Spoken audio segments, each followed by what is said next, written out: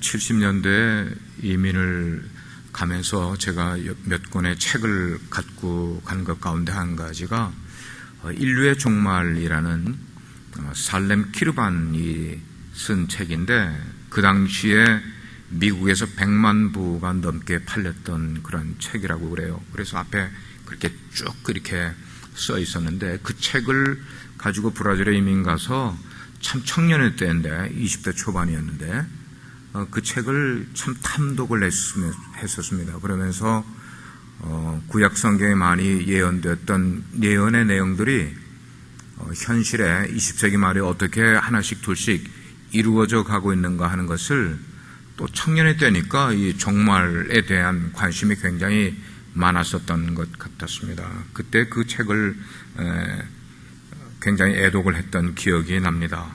오늘 제목은 크고 두려운 여호와의 날을 준비하자, 그런 말씀으로 나누겠어요. 여러분, 솔직하게 우리가 우리 스스로 생각할 때 우리는 지금 주님의 재림을 기다리고 있습니까? 하는 질문을 저에게도 여러분에게도 지금 해봐요. 우리는 주님의 재림을 기다리고 있습니까? 양심적으로 생각하면 100명에게 물어보면 한 명도 주님의 재림을 기다리고 있다고 대답할 사람이 없을 것 같다는 생각이 들어요. 우리의 살아가는 모습이나 신앙생활하는 모습을 보면은 주님이 재림을 기대하는 마음은 거의 없는 것 같다는 그런 생각이에요. 내가 지금 열심히 나름대로 신앙생활을 하는 그런 것에 초점은 맞춰져 있을지 몰라도 정말 언제 주님이 내가 살아있을 때라면은 주님이 오시면은 그 주님을 내가 정말 기다린다. 정말 기다린다. 빨리 왔으면 좋겠다. 뭐 이렇게 기다리는 그런 사람이 얼마나 될까? 참 의심스러운 세대에 우리가 살아가면서 신앙생활을 하고 있단 말이에요.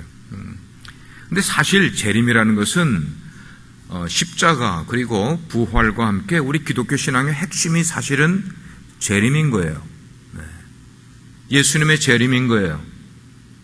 오늘 타이틀은 두려운 여호와의 날, 이게 예수님의 재림의 날을 말하는데, 크고 두려운, 그래서 우리는 재림을 두렵게 의미를 하면서 그렇게 생각을 하는 경향이 있지만, 그러나 진짜 구원받은 백성이라면은 재림의 날을 두렵게 기다리는 것이 아니라 기쁨으로 기다릴 줄 알아야 되겠고, 정말 사모하는 마음으로 기다릴 줄 아는 그런 모습으로 우리가 살아야 되지 않겠나 생각을 해요. 그러면서 또 한편으로는 세상을 향해서 예수님의 재림을 정말로 선포하는 일을 소홀히 해서는 안 되는 삶을 우리가 살아가야 되지 않겠냐는 거예요. 비록 도넛을 만들고 그것을 판매를 하면서도, 세탁업을 하면서도, 혹은 공부를 하면서도 정말 주님의 재림을 아직도 모르는, 하나님의 그 계획을 모르는 사람들에게 전파하는 일을 우리들의 삶 가운데서 소홀히 하지 않고 살아가는 모습, 이게 우리에게 필요하지 않겠냐. 그럼 또 한번 여러분에게 이제는 진짜 질문을 한번 해볼게요. 여러분, 재림이 신약의 이야기입니까? 구약의 이야기입니까?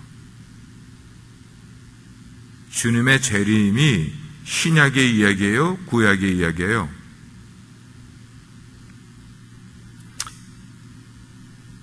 대답을 여러분들 하기가 이건 구약에도 사실 예수님의 재림에 대한 이야기가 나와 있고 신약에도 나와 있기, 신약의 이야기, 구약의 이야기가 아니에요. 근데 오늘 말씀을 보게 되면 요엘 선지자가 그리스도의 재림의 판이라고 할 수 있는, 그래서 신약에서는 재림이라는 말로 표현을 했지만 구약에는 재림이라는 단어를 쓰지 않고 그 대신 뭐냐면 여호와의 날이라는 단어를 썼단 말입니다. 여호와의 날. 제 기억에 저희 어머니는 신앙생활 하면서 주님의 재림을 정말 고대하면서 신앙생활 하셨던 분 같아요. 그 얘기를 참 많이 하셨어요. 지금이라도 주님이 오시면, 지금이라도 주님이 오시면 너무 기쁘겠다고. 먼저 이 말씀을 우리가 해석장으로 주의해서 우리가 읽어야 될 부분을 먼저 살펴보면은, 지난 2주간에 걸쳐서 요엘 1장을 제가 강해를 했었습니다. 1장을 하면서 거기에 가장 주된 게 메뚜기 재앙에 대한 이야기를 했었어요. 근데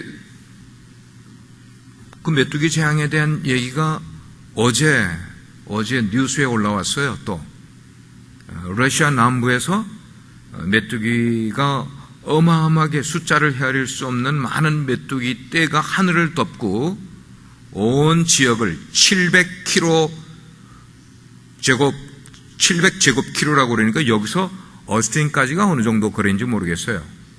고봉지 집사님, 여기서 어스틴까지가 어느 정도 거리일 것 같아요? 마일로? 200마일? 예.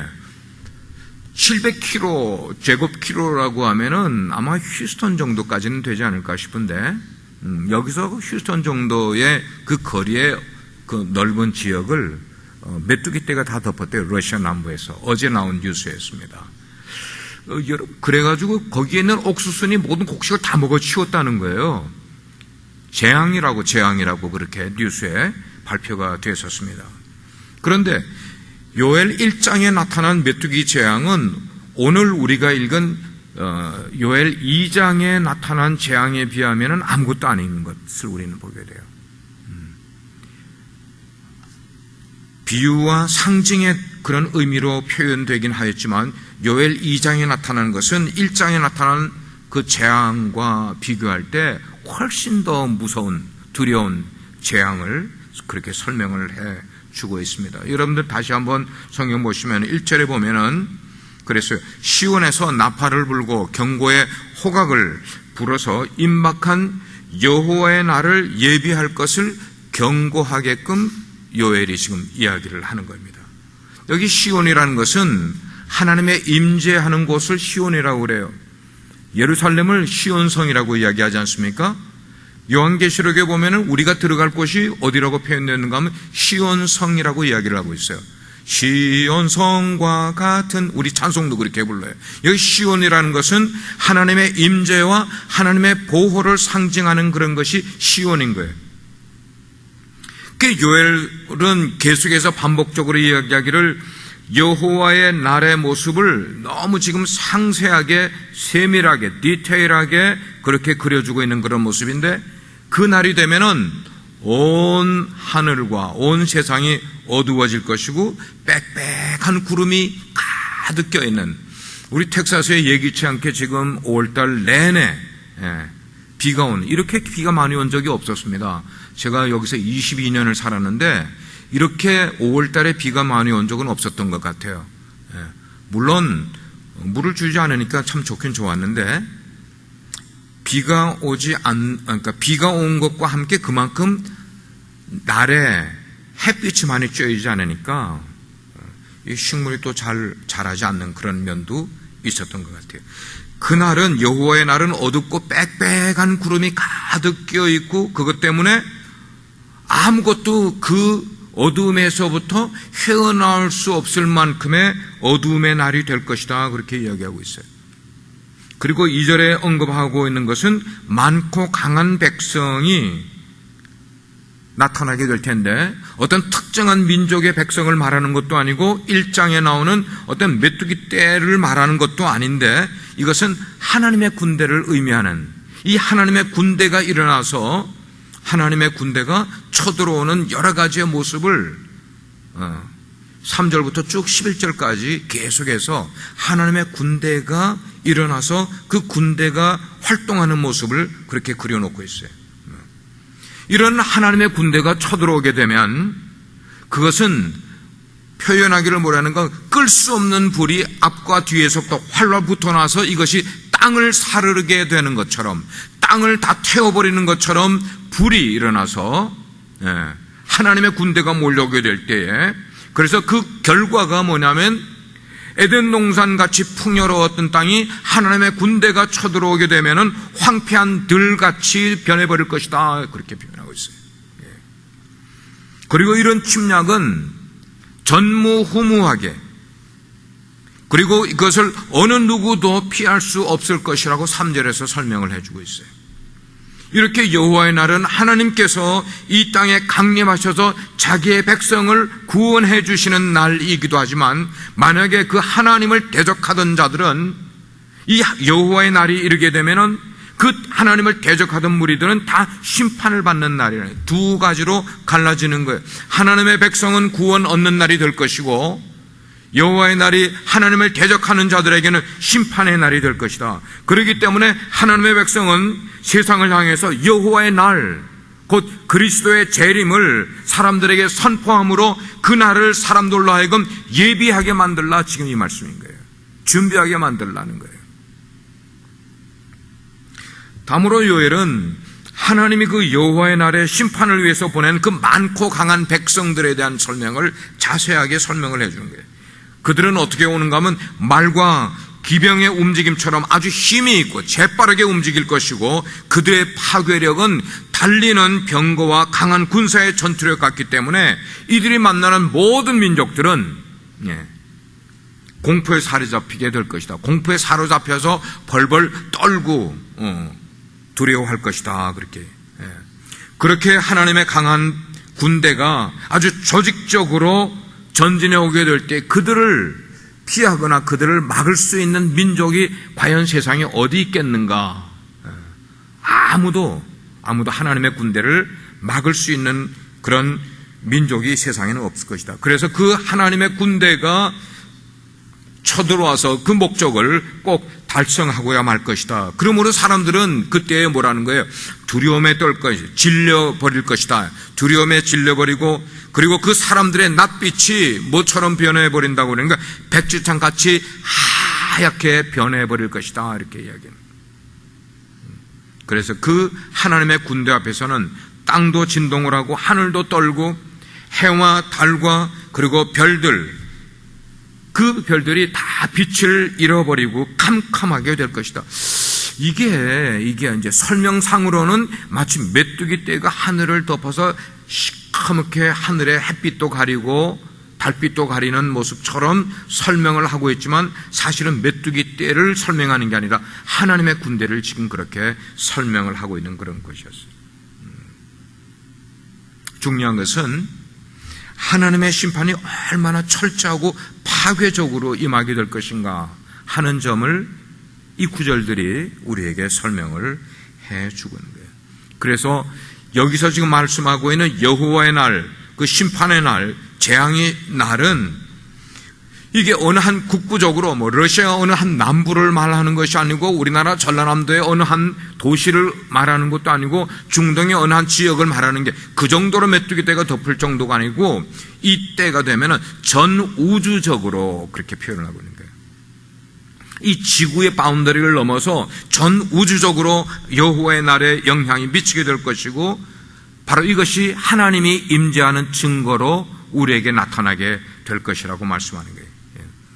그래서 그 날이 임하게 되면 세상에 어느 것도 자기의 기능을 발휘하지 못하게 될 것이다, 이 말이에요. 여러분, 기계는 기계의 기능을 발휘할 것이고, 사람은 사람 나름대로의 기능을 발휘할 것이고, 우리가 행하는 어떤 조직도 그 조직의 기능을 발휘할 것인데, 여호와의 날이 이르게 되면은 하나님이 만드신 모든 창조물들이, 그래서 질서로 운영되던, 그래서 거기에 모든 법칙, 우주의 법칙대로 움직이던 모든 것들이 제 기능을 발휘하지 못하게 되는 심각한 지경에 이르게 되고, 창조의 질서가 파괴될 것이고, 이게 무서운 거예요. 우리는 지금 알게 모르게 하나님의 창조의 질서 속에서 살아가고 있어요. 우리가 우주선을 쏴도 우주선이 그냥 날아가는 게 아니라 하나님이 만들어온 창조의 궤도에 그 시간을 계산해서 우주선을 쏘니까 그 우주선이 갔다가 돌아올 수도 있는 거예요. 근데 만약에 이 창조의 질서가 파괴되어 버리게 되면은 우리는 우주선을 쓸 수가 없게 되는 거예요.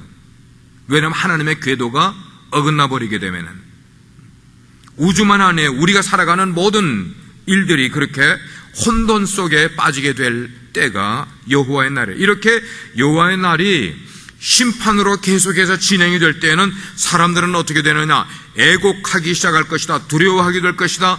땅이 황폐하게 될 것이다. 죄인들이 멸망받게 될 것이며 전 우주적인 역기능 현상들이 이 땅에 일어나게 될 것이라고 이야기해요. 이런 임박한 여호와의 날, 그날이 역사 속에서 일시적으로 한번 그렇게 우리에게 경험이 되기도 하지만 궁극적으로는 하나님이 계획하신 바로 그 하나님의 나라를 실현시키려고 하는 종말론적인 그런 시기가 분명히 우리에게 닥치게 될 것이라고 성경은 말씀하고 있는 것이었어요. 그러면서 마지막 11절에는 그런 여호와의 날이 임하게 될 때에 그 날을 이겨낼 자는 세상에 아무도 없다고 설명을 해주고 있는 거예요. 다른 말로 하면은 우리가 하나님 편에 서 있다면은 하나님보다 더 튼튼한 아군은 우리에게 없다는 말이에요. 하나님을 믿지 않는 사람은 여호와의 날이 오면은 두려워 떨면서 그 날을 맞이할 수밖에 없잖아요. 왜? 심판의 날이기 때문에. 그러나 하나님의 백성들은, 하나님의 선택된 백성들은 그 여호와의 날이 올 때에 두려워할 이유가 없는 이유는 하나님이 우리의 아군 되어 주시기 때문에 하나님보다 더 강한 아군은 우리에게 있을 수 없음을 설명해 주고 있는 말씀입니다. 그러나 하나님을 적으로 삼고 인생을 살아가고 하나님을 모르고 인생을 살아가는 모든 사람들에게는 그보다 더 지독하고 무서운 적은 없을 것이라는 것을 경고의 말씀으로 주고 있는 것이었어요. 이걸 지금은 성경 말씀을 여러분께 강해해 드린 거예요. 근데 오늘날 강단에서 선포되는 말씀 가운데 사랑의 하나님이 얼마나 많이 강조되고 있는지 몰라요. 사랑의 하나님, 그래서 이 강단을 통하여서 사랑의 하나님이 너무나 지나치게 많이 강조되다 보니까 상대적으로 하나님은 사랑의 하나님이실 뿐만 아니고 어떤 하나님이십니까? 한번 대답해 보실 분 계세요? 최재현 집사님? 맞습니다. 오늘날 21세기에 사랑의 하나님이 지나치게 강조되다 보니까 하나님의 다른 면인 공의의 하나님이 너무나 감각이 둔해질 정도로 사람들이 깨닫지 못하고 있음을 우리는 두렵게 생각을 해봐야 되는 거예요. 늘 하나님의 사랑의 부분만 강조를 하고 있기 때문에, 심지어는 사랑의 하나님이 과연 하나님을 닮게 창조를 한 우리 인류를 저주하실까 지옥에 보내실까 하는 그런 말까지도 나오게 되는 그런 모습들, 이게 굉장히 위험한 일이라고 생각을 할 수가 있어요. 우리가 신앙생활을 하면서 사랑의 하나님이 우리에게 큰 은혜가 되는 하나님이시지만, 그러나 하나님을 두려워할 줄 모르는 신앙인이 된다면 우리는 바른 신앙생활을 할 수 없는 존재라고 생각을 해요. 하나님을 두려워할 줄 아는 성도가 되어야만 될 것이에요. 요엘 선지자처럼 메뚜기 떼의 모습 가운데서 하나님의 군대를 보고, 그리고 재앙의 날에 여호와의 날을 발견할 수 있는 영적인 시각을 누구처럼요? 요엘 선지자처럼 볼 수 있는 그런 신앙인이 되어야만 될 텐데, 그렇게 되기 위해서는 매일 우리에게 부딪히는 그런 현실의 일들 가운데서 우리는 하나님의 모습을 발견할 줄 알아야 돼. 나의 크고 작은 일들을 나이가 겪어가면서도 그 속에 계신 하나님의 모습을 볼 줄 알아야 돼. 그리고 그 모습만 보는 것 아니라 내 주변에 일어나는 모든 일들 가운데서 하나님의 메시지를 찾아낼 줄 아는 모습이 우리 가운데 있어야 돼. 요 근래에 미국 땅에는 살고 있지만 멀리 사는 분들 가운데서 저에게 기도 요청과 어떤 분은 상담을 해오는 분들이 있어요.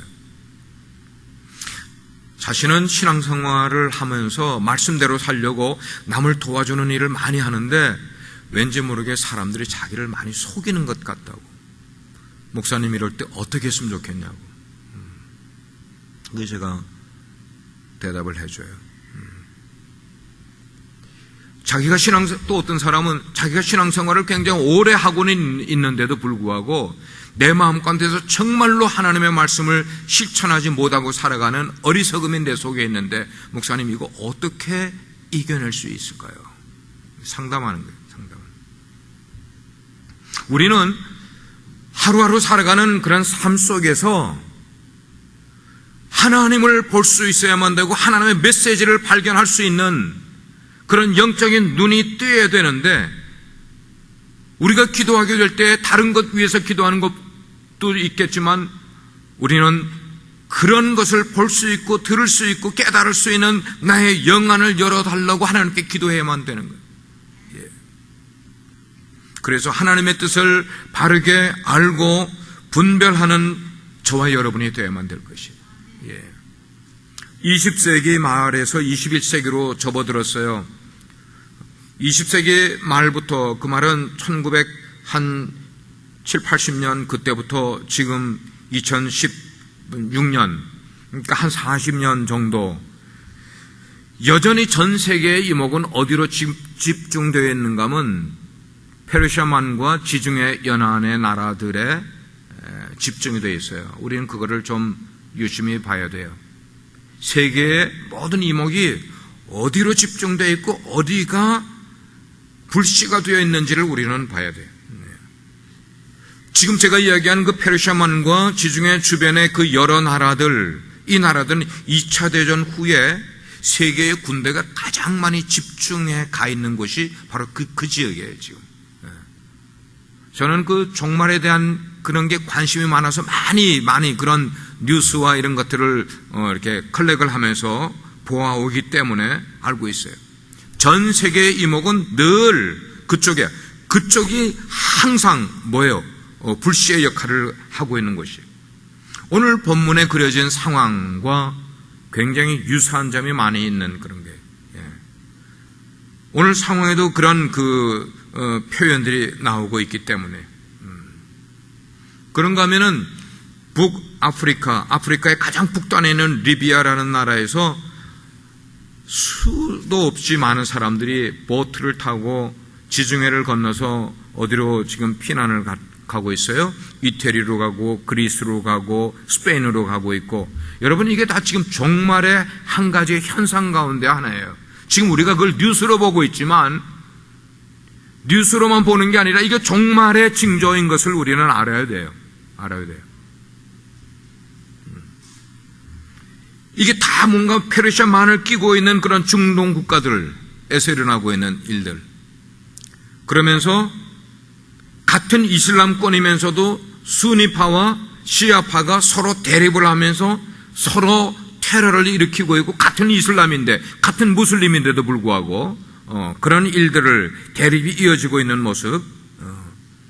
지금 그들이 전쟁을 하고 있든지 안 하고 있든지 상관하지 않고 아무튼 하나님께서 그 사람들에게서 이루어지는 일들까지도 하나님이 그 역사를 주관하고 계시는 분이라는 것을 믿어야 돼요.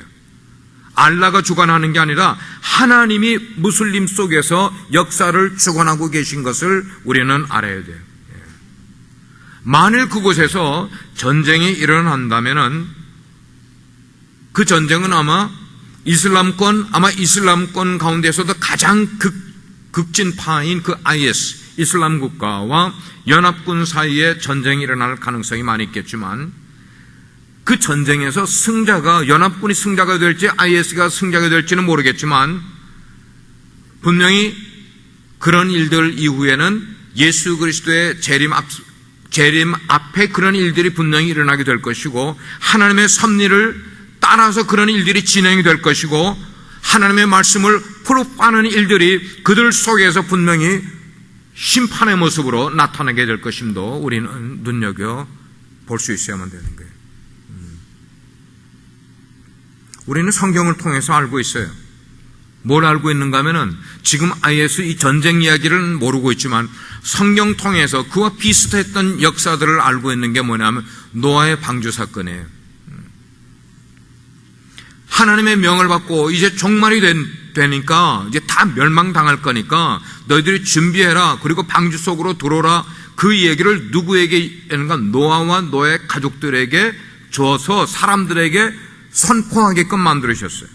그래서 노아가 방주만 지은 게 아니라 옆에 있는 사람들에게 계속해서 하나님의 심판을 외쳤었어요. 노아 때 그렇게 외쳤지만 귀 기울인 자가 아무도 없었어요. 누구 외에는 노아의 8 식구 이외에는 그 하나님의 심판의 메시지에 귀를 기울이는 자가 아무도 없었단 말이에요. 여러분, 지금 우리가 살고 있는 상태가 심상치 않은 거예요. 왜 심상치 않은가 하면 전쟁이 일어나기 때문에, 테러가 일어나기 때문에가 심상치 않은 게 아니라 지금 노아의 상황과 같은 똑같은 상황을 보여주고 있고 똑같은 메시지가 선포되고 있는데도 불구하고 사람들이 귀를 기울이지 않는 게 심상치 않단 말이에요.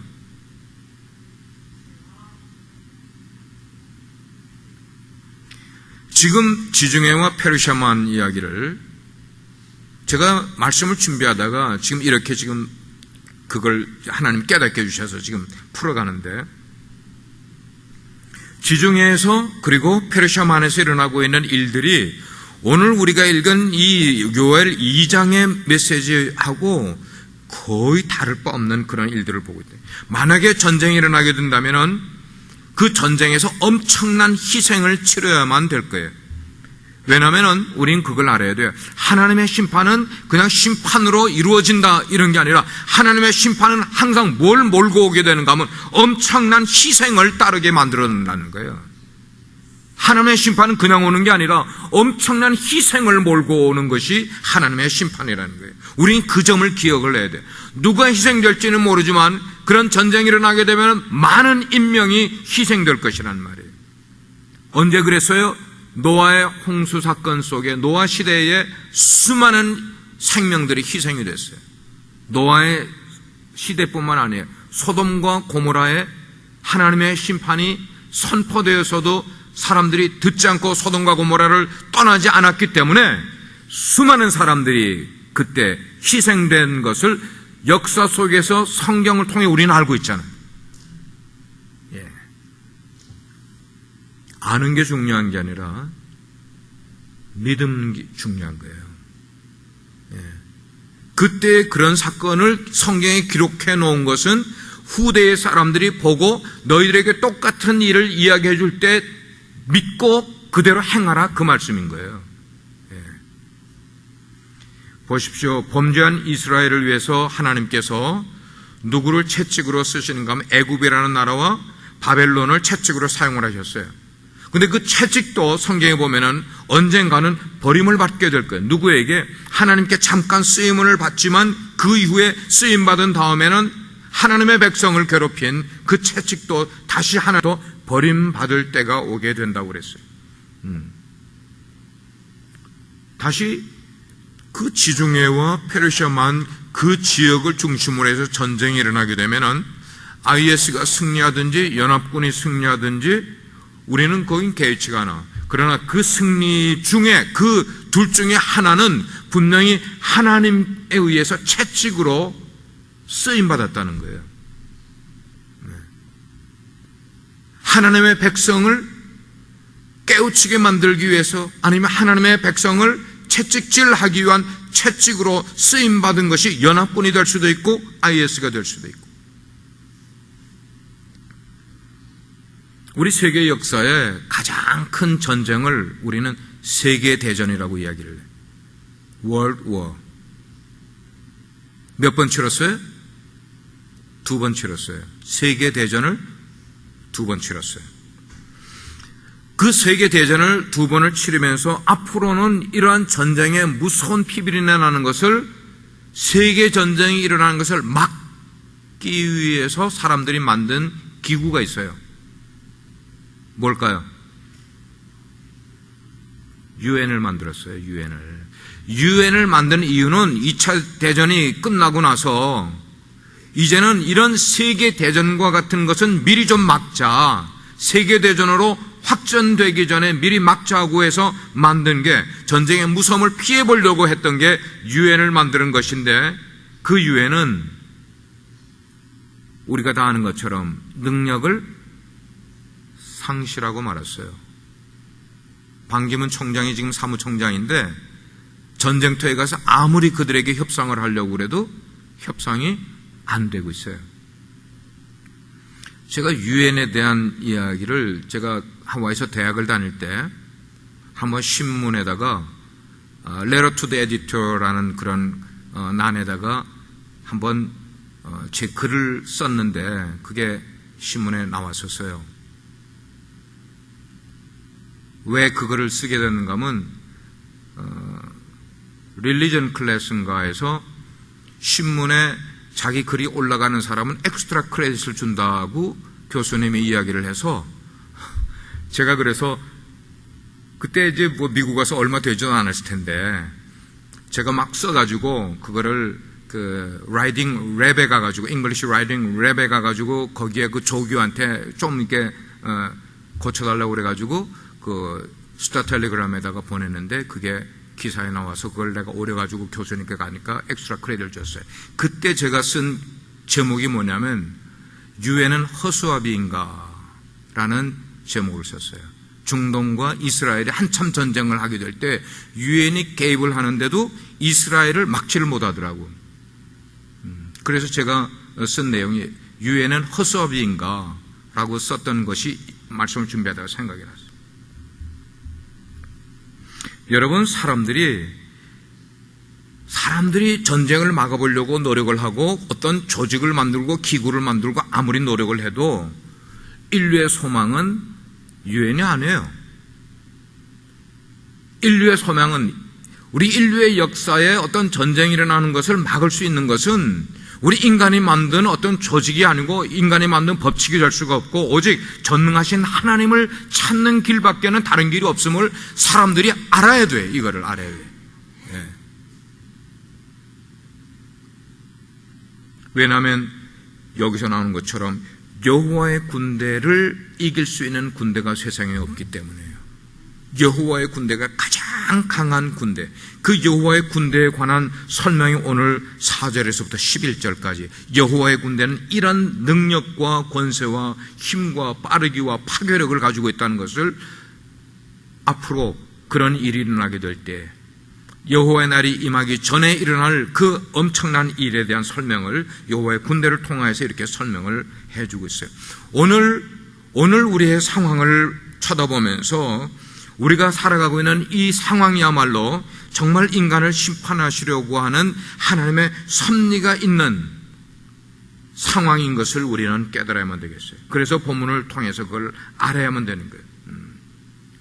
알 뿐만 아니고 우리가 살아갈 길은 어떤 때에 여호와의 심판이 임하게 될 때, 여호와의 날이 임하게 될 때에도 우리가 살아갈 수 있는 길은 세상을 의존하는 것 아니고 미국의 군대를 의존하는 것 아니고 어떤 CIA를 의존하는 게 아니라 세계의 유엔을 의지하는 게 아니라 오직 전능하신 하나님을 의지하는 길밖에 없음을 우리로 하여금 더 확실히 깨닫게 되는 거예요. 그러므로 지금 우리의 신앙생활이 곁길로 빠져나가고 있지 않는가를 우리 스스로 살펴봐야만 되는 거예요.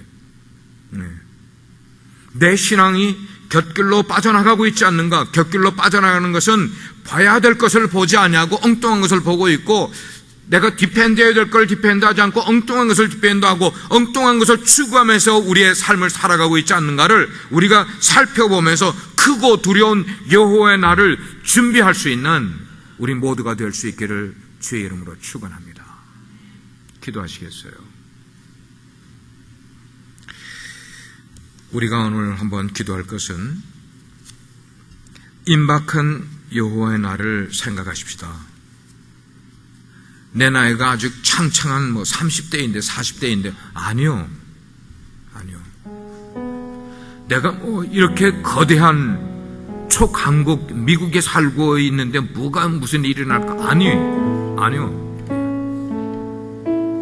하나님의 군대가 쳐들어오면은 미국은 지푸라기 같이 날아갈 수밖에 없는 이때에 우리가 영적으로 깨어야 되지 않겠어요? 이때에 우리가 영안을 열어달라고 기도해야 되지 않겠어요? 오늘 저녁 메시지를 여러분 어떻게 들으셨어요? 수요일날 한번 들을 수 있는 메시지로 들으셨어요? 아니요. 내일 종말이 올 때에도 온다 할지라도 오늘 내 마음에 확신 가지고 드려야 될 메시지예요. 우리 각자 나의 신앙생활이 혹시 곁길로 빠지고 있지 않은지 생각해 보십시다. 그걸 살펴서 크고 두려운 여호와의 날을 준비할 줄 아는 저와 여러분 되십시다. 제가 서론에서 얘기한 것처럼 지금 나는 그리스도의 재림을 기다리고 있는가? 솔직히 우리가 대답해보고, 그렇지 않다면 회개하고 주님의 재림을 손꼽아 기다릴 수 있는 믿음의 사람이 될 수 있기를 위해서 이 시간 주여 한번 외치고 그 기도 제목 가지고 여호와의 두려운 날을 준비하는 신앙생활, 그러기 위해서 영적으로 깨어있고 그리고 영안을 열어달라고 우리가 하나님 앞에 간절히 한번 주여 한번 외치고 기도하겠습니다. 주여